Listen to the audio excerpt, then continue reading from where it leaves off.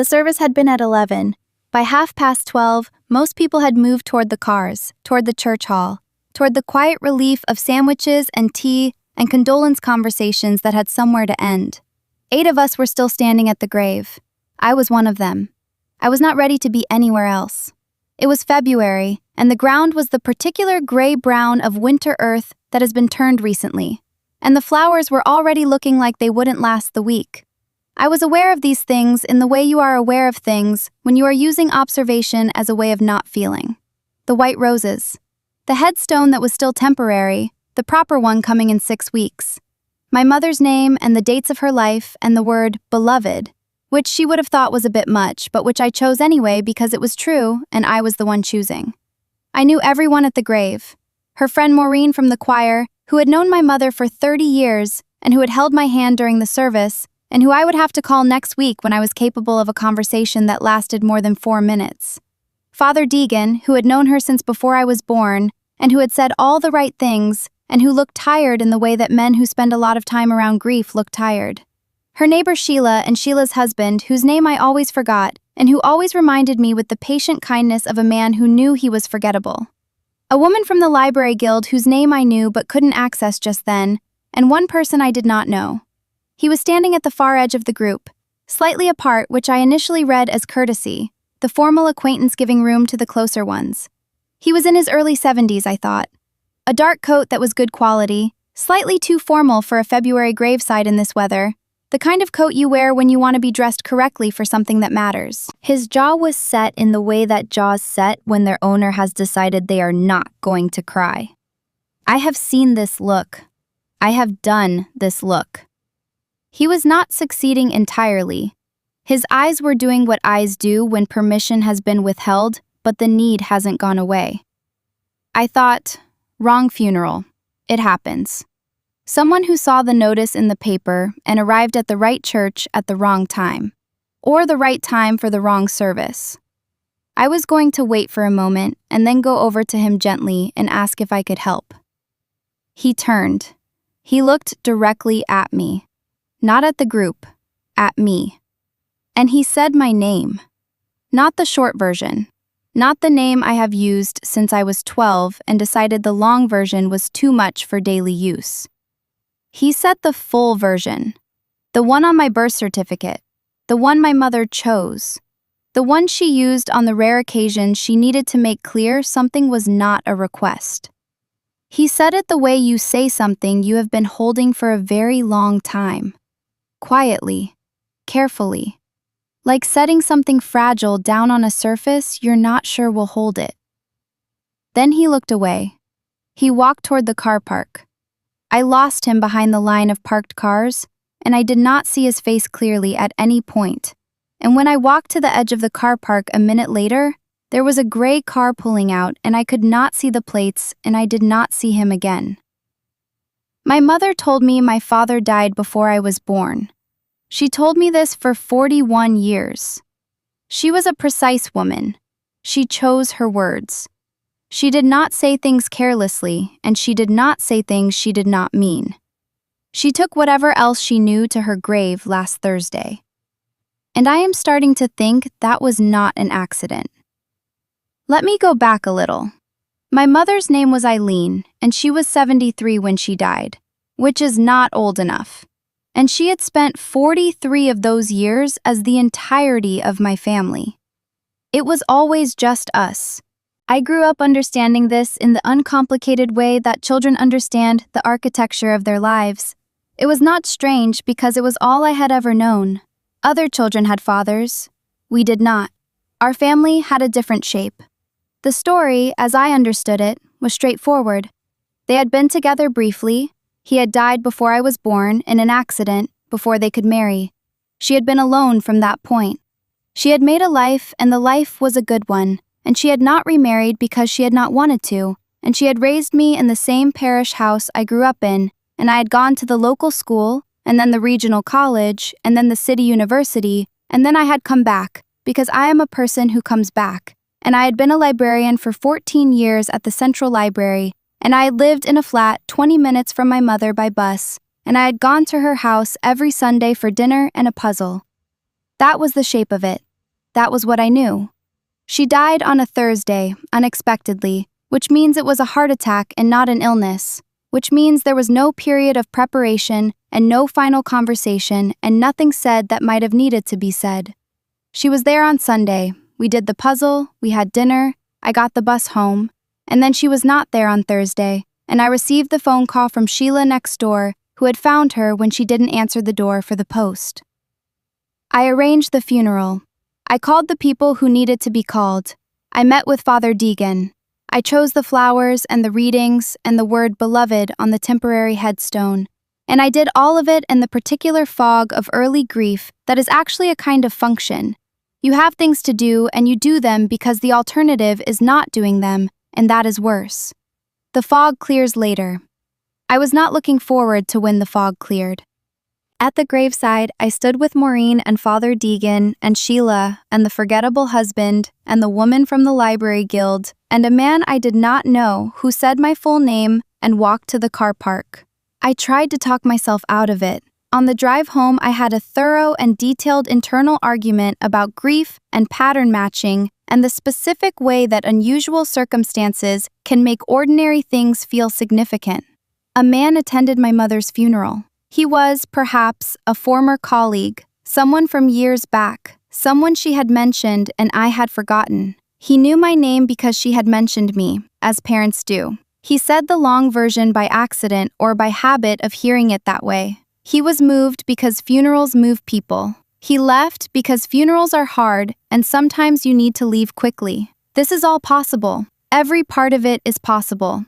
I ran it as a theory for approximately 4 days before I started searching. I am a librarian, 14 years at the Central Reference Desk. My job, the actual daily content of my job, is helping people locate things, in catalogs, in archives, in the particular uncatalogued territory between what the system says it holds and what it actually holds. I know about absence. I know that what is not in the catalog is sometimes as important as what is. I know the difference between a gap that exists because the record was never created and a gap that exists because someone decided not to create it, or created it differently, or put it somewhere it would not easily be found.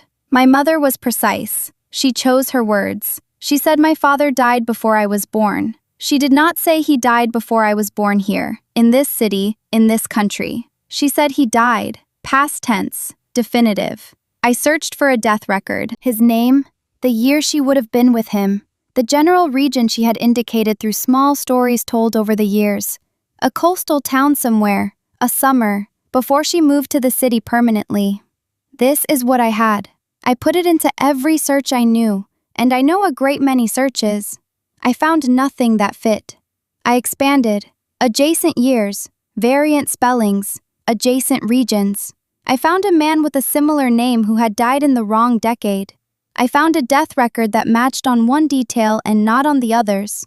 I found the ordinary noise of partial records and incomplete digitization, which I know well. I have explained archive gaps to patrons many times. The specific kinds of absence that come from rural papers not yet digitized, from records damaged or misfiled, or simply never completed in the first instance. I told myself this for a week. Archive gap, incomplete digitization. It does not necessarily mean anything that I cannot find the record. Absence is not evidence. I know this professionally. Then I searched again, differently, a week after the first search. Different databases, a different approach to the name. I still did not find what I was looking for. When you search for something in a library archive and you cannot find it, you consider several explanations. The record doesn't exist because it was never created. The record exists but hasn't been digitized. The record has been misfiled, or the event that the record should document did not happen the way you were told it happened. That last one. I kept putting it down and it kept coming back. I wrote it in the notes document I had started keeping on my laptop, the one I titled simply, Search Notes, as though naming it anything else would make it too real. Father's name not confirmed in death records for stated year, stated region, or adjacent. Archive gap possible. Other explanations possible. I stopped writing and looked at the words for a while. Then I went back to work. A patron needed help locating a run of local newspapers from the 1980s, and I found them for her, and I helped her navigate the microfilm reader. And I answered 2 reference inquiries by email, and I reshelved the trolley of returns. I am good at my job. My job does not require me to have a resolved personal life. 3 weeks after the funeral, I went to clear my mother's house. I had been putting it off. I knew I needed to do it. Sheila had been kind about watching the place, and my mother had owned it outright, so there was no urgency from a tenancy perspective.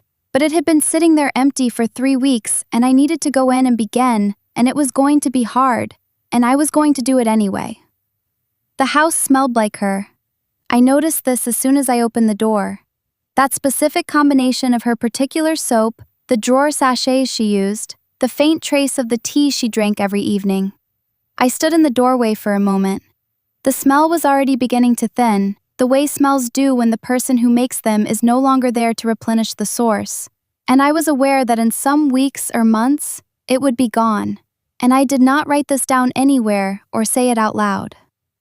I went in and I started with the kitchen, because the kitchen was practical and practical was what I needed. The kitchen took 2 hours. I kept everything useful. I boxed the rest for the charity shop. I found, in the back of the cutlery drawer, a birthday card I had given her when I was 9, a drawing of a cake with too many candles, the inside written in my 9-year-old handwriting that I found I could still recognize. I put it in the bag I had brought for things I was keeping. The living room was harder. The puzzle table was still set up, the last completed puzzle sitting there, 1,000 pieces, a seascape, finished 3 months ago on one of our Sundays. She had done the edges first, the way she always did. I looked at it for a while. I picked up one piece from the upper left corner, a fragment of blue sky, irregular edged, and I put it in my coat pocket without thinking about why. I did not examine the impulse. I was aware of doing it. I moved on. Her bedroom I left for last. The dresser was a dark wood piece she had owned since before I was born, the kind of furniture that outlasts everything around it. I started at the top. Brushes, a small mirror, a jewelry box that contained a pearl necklace she wore to church, and a watch that had belonged to her own mother. These went in the keeping bag. The middle drawers contained folded jumpers and blouses, which I folded further and put in the charity shop boxes. Then the bottom drawer. The bottom drawer was the accumulation drawer. Everyone has one. The place where things go that are not currently useful but cannot be discarded. A single leather glove, brown, no pair. 3 winter scarves. A collection of Christmas cards rubber-banded together. Some old postcards that had come in the post from people at various times over the years. The kind of thing that gets kept in an accumulation drawer because discarding a postcard someone sent feels wrong even when you can't remember who sent it.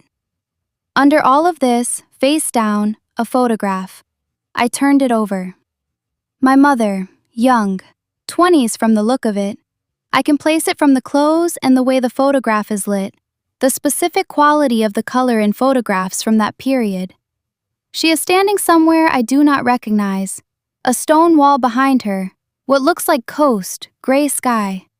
She is looking at the camera. She is not smiling exactly, but she looks... I thought about the right word for a while, and the right word was present. She looks present. She looks like a person who is somewhere they want to be.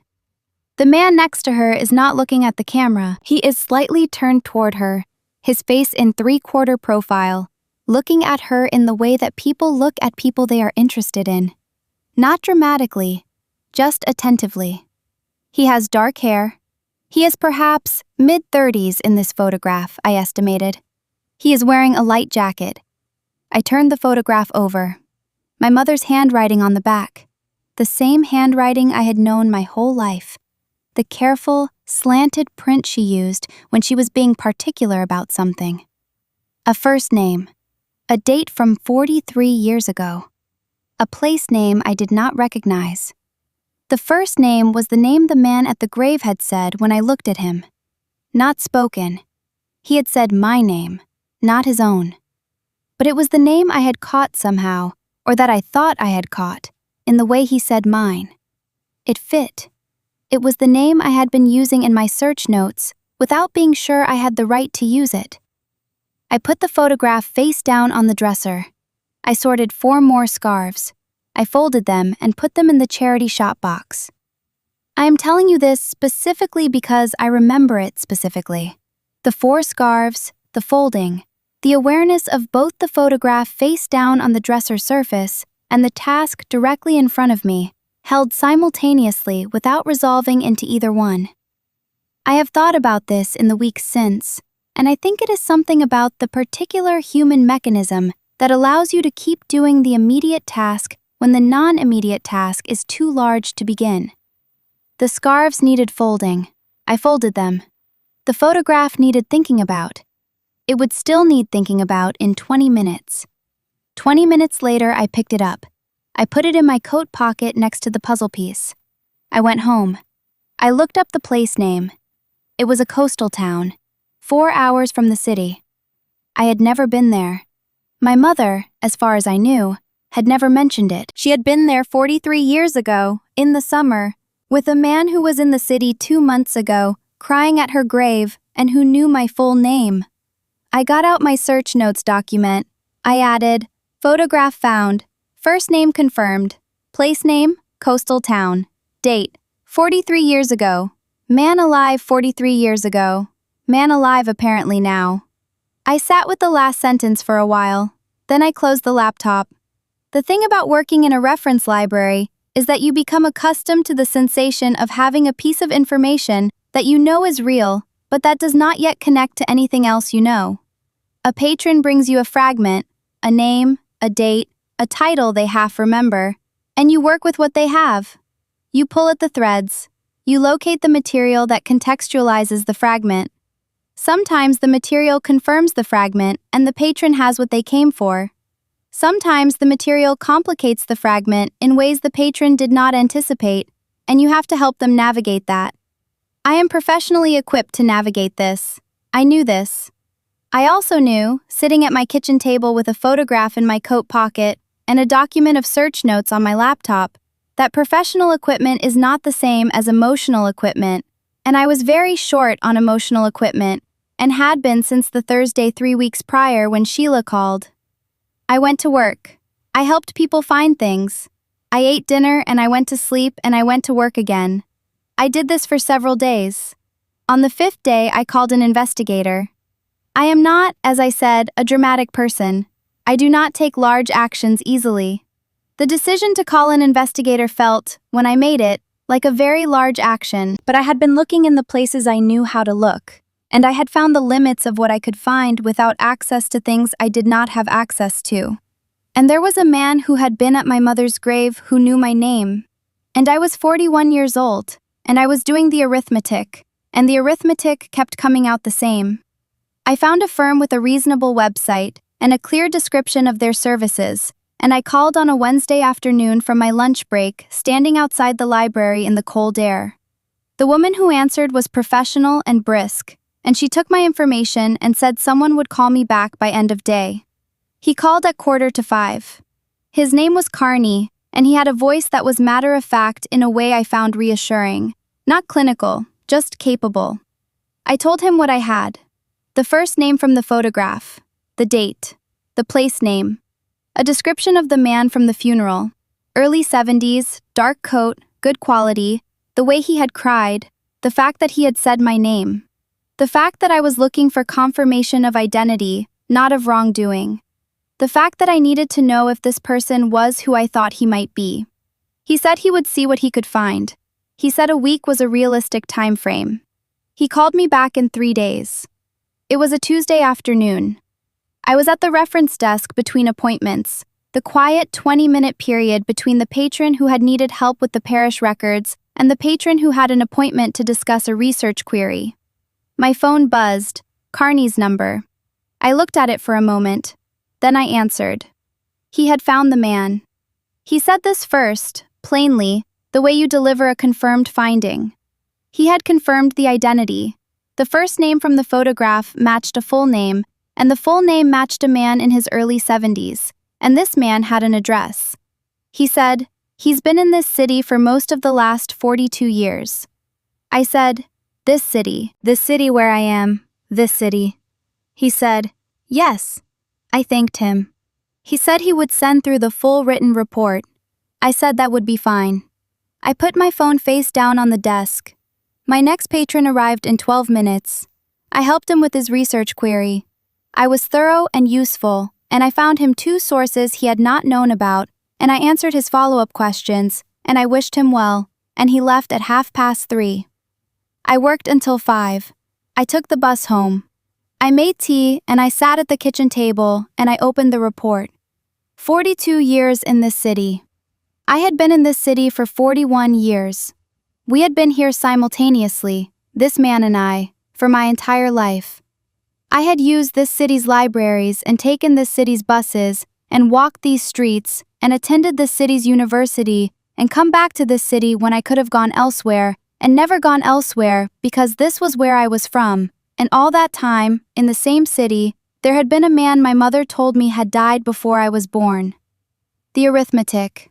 I had been doing it for 3 days by this point, since the phone call, but seeing it laid out in the report, the 42 years, my 41 years, the overlap, it had a different weight in writing. My mother made a choice. She made it 41 years ago, and she sustained it, completely and consistently, for every year of my life and into the grave. She was precise. She chose her words. She did not say things carelessly. She had said my father died before I was born for 41 years without variance, and I had never had a reason to look more carefully at the words, and now I was looking, and the words were doing something different than they had done before. He died. She had said he died. She had not said he was dead. I know this is reaching. I know a reasonable person could tell me I am reaching, and they would be right. And it would not change the fact that the puzzle piece from her last completed puzzle was in my coat pocket, and the photograph was on my kitchen table, and the report was open in front of me, and I had a name and an address for a man who had been in this city for 42 years, and who had stood at my mother's grave and said my full name, and then walked away. I tried to call him first. I sat with my phone for 20 minutes one evening, the address in the report, the number Carney had included. I had the number up. I didn't dial. Calling felt like the wrong approach, too abrupt, too much to ask someone to receive on a phone call from a person they did not know, or did not know they knew. I put the phone down. I drove to the street a week later. I sat outside the address. It was an ordinary street of semi-detached houses, the kind that was probably built in the 60s, maintained well, with a small front garden and net curtains that probably predated him. I sat outside for 25 minutes. I did not get out of the car. I am not going to explain this more than I already have. I simply could not. Some thresholds you can see from outside and not cross. I drove home. Then I sat down and I wrote him a letter. 1 page, by hand, because this seemed right. A letter requires a choice to respond, which a phone call does not, and it does not put a person on the spot in the way of arriving at a door. I wrote, I know who you are. I believe I know who you are. I know you were at the funeral. I know you said my name. I have a photograph of you and my mother from 43 years ago, with your name on the back in her handwriting, and a place I have never been to, and a date from before I was born. I do not know the rest of the story. I want to know the rest of the story, if you are willing to tell me. I have no idea what I will do with whatever you tell me. I am writing this because not writing it has become impossible.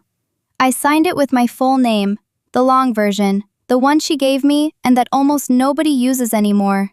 I put it in an envelope, and I wrote his address, and I walked to the postbox on the corner, and I posted it, and I walked home, and I ate toast, and I went to bed.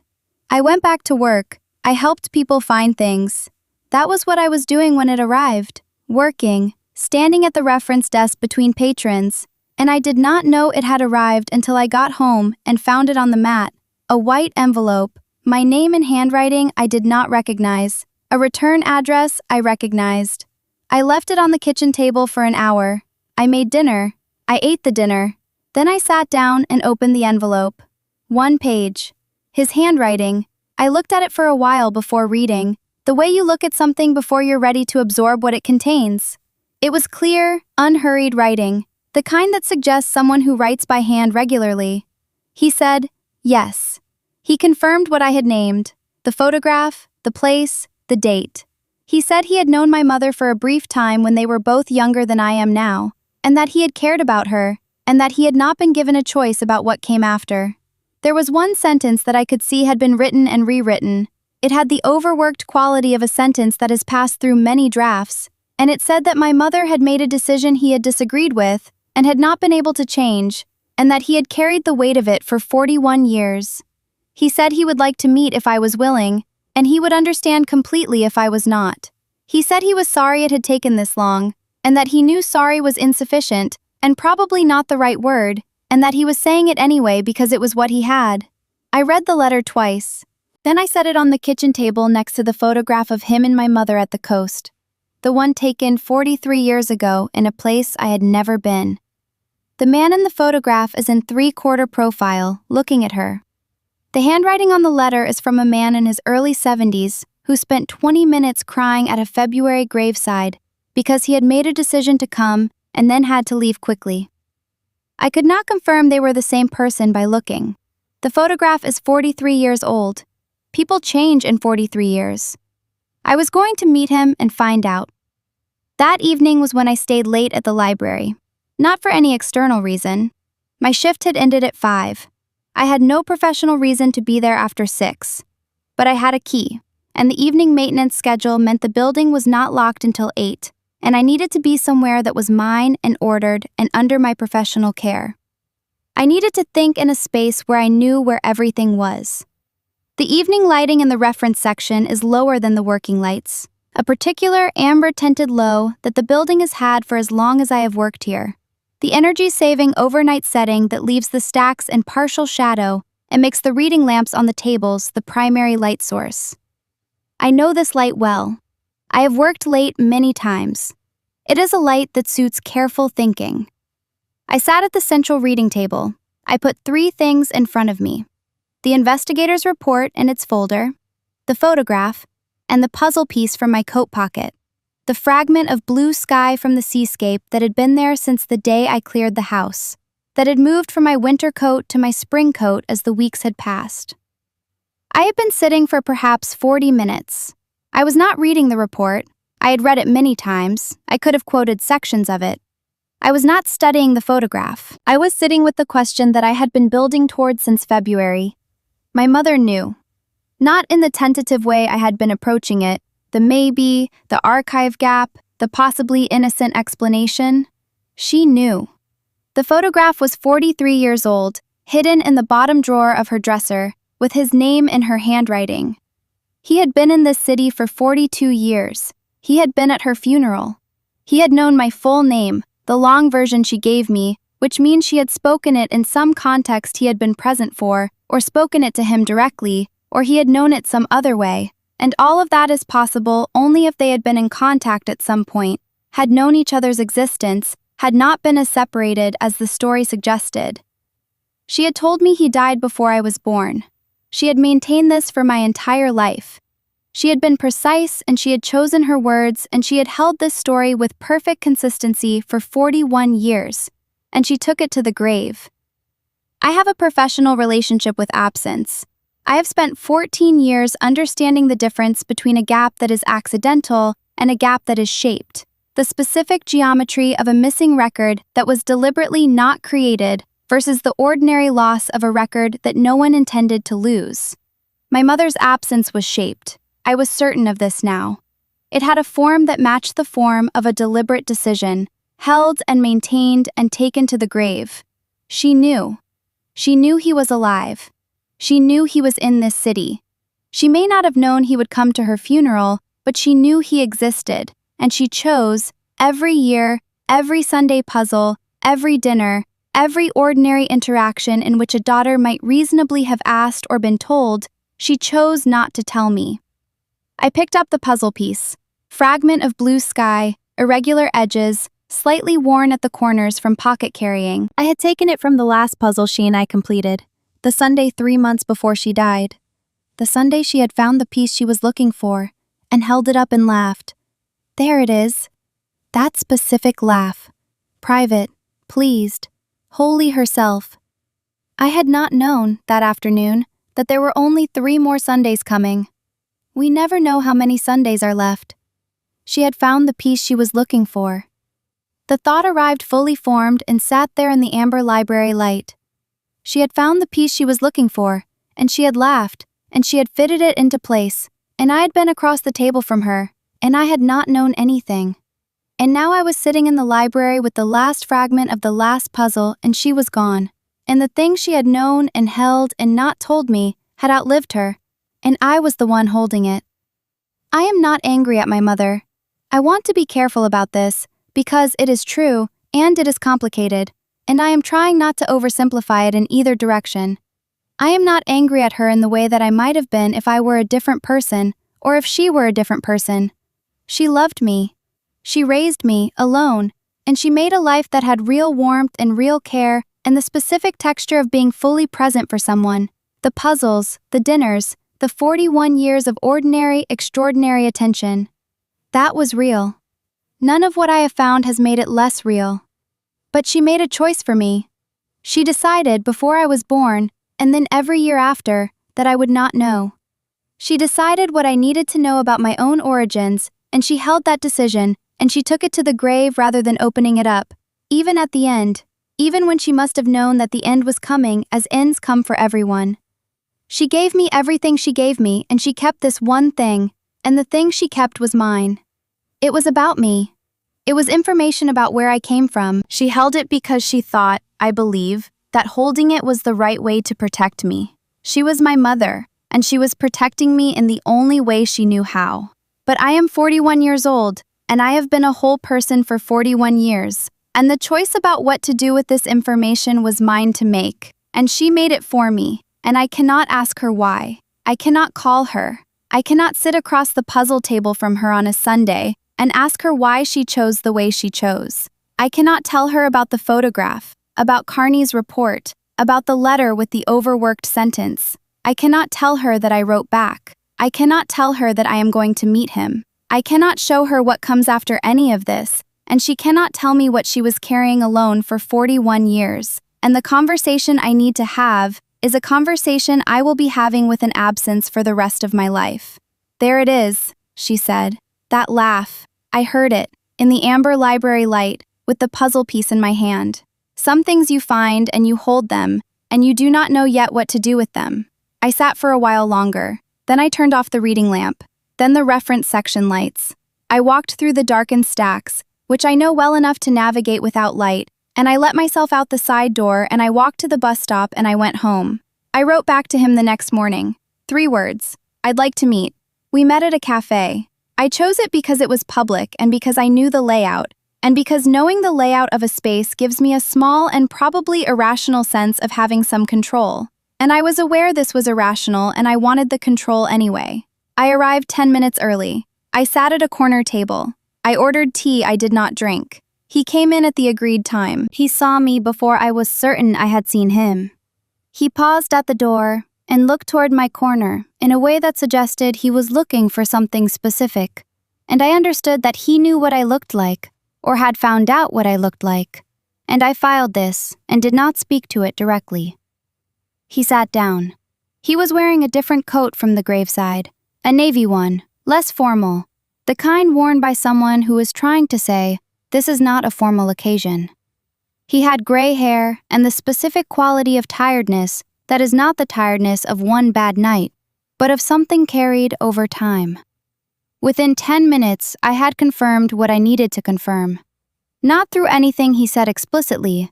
He was careful, thoughtful, clearly someone who had spent a great deal of time thinking about how to have this conversation. But there were things only someone who had known my mother could know. Specific small things. The kind of knowledge that you have about someone only if you have known them closely. And he had this knowledge. And the weight of it was real. And I knew. He told me one thing about my mother that I did not know. He told it to me quietly, at a corner table in a cafe, over tea I was not drinking. He said it the way you say something that has been held for a very long time, and that you have been given, finally, a place to put. I am not going to tell you what it was. I have tried, several times, to find a way to include it in this account, to render it in language that would be fair to all 3 of us, to her, to him, to me, and I have not found that language. It belongs to the space between my mother and me, which is a space that now has no living person on one side of it, and I am still learning how to tend to a space like that. It is mine. What I will tell you is that it changed how I understand her, and that I am not yet certain whether the change is toward better understanding or toward something more complicated that does not have a clean name. I am working on it. I expect to be working on it for a long time. He and I have met twice since. I do not know what we are to each other. I do not have a word for it yet, and I have not tried to find one. He is a person who knew my mother before I was born, and who has been in this city for 42 years, and who stood at a grave in February and said my full name and then had to walk away. He is a person who wrote a letter with one overworked sentence and who sat across from me at a cafe and told me something about my mother I did not know. I am a person who went looking when I could have looked away and chose not to look away. What that makes us to each other is a question I am leaving open. I think it should be left open. Some things need time before you can name them, and trying to name them too early closes off possibilities you might have wanted. My mother's house cleared. It took 6 weeks in total. The proper headstone went up in March, her name and the dates and the word beloved. I stood in front of it and read it, and I thought it was right. She was beloved. She is. These things do not end with the person. The puzzle table in the living room was the last thing. I had gone back to it many times without doing anything about it. The completed seascape sitting there, all 1,000 pieces in place, the edges done first the way she always did them. Eventually, I took it apart. I took it apart carefully, section by section, the way she had built it, and I put the pieces back in the box. The hole where the fragment of blue sky had been was still there, had been there all along. I had taken a piece from a completed puzzle, and the hole had been there every time I looked, and I had not registered it until the last visit. The box went to the charity shop. The house went on the market. It sold in May to a young couple with a small child who had looked at it twice and seemed to love it in the uncomplicated way that young people love a place they are about to fill with their own life. I signed the papers. I drove away. I did not drive past it again. I went back to the grave twice after the funeral. Once in March, alone, early on a Saturday morning before most people were about. I stood at the headstone. I did not say anything out loud. The conversation I was having was internal and probably will be internal for the rest of my life, and that is all right. The second time was in May, after I had met with him for the second time, after I understood the thing he had told me with more clarity than I had the first time I heard it. I was there for perhaps 10 minutes. I left when I felt I had been there long enough, which is not a precise measure, but is the only one available. I still work at the library. This is unchanged. I am at the reference desk on Tuesday and Thursday mornings, and all day Wednesday and alternate Fridays. And I help people find things, and I know where the gaps are, and I know the difference between an absence that is accidental and one that has a shape. I have known this for 14 years. The knowledge now has a dimension it did not have before February, and I am integrating that. It is slow work. Most important work is. There is a patron I have helped several times over the past few months, a woman in her 60s who is researching her family history, the specific kind of research that opens into longer and longer questions the further back you go, the kind where each answer generates 2 new inquiries. She is methodical and she is patient, and she has a particular quality of attention that I recognize, the attention of someone who has decided that the looking itself matters, regardless of what they find. Last week she asked me, how you know when you have found what you were looking for? She meant it as a practical question about research methodology. I told her the practical answer, that you triangulate, that you confirm through multiple independent sources, that you establish a threshold of evidence that you decide in advance will be sufficient. She nodded. She went back to her material. I went back to the desk. Between patrons, I put my hand in my coat pocket. The puzzle piece was there. Fragment of blue sky, irregular edges, slightly worn.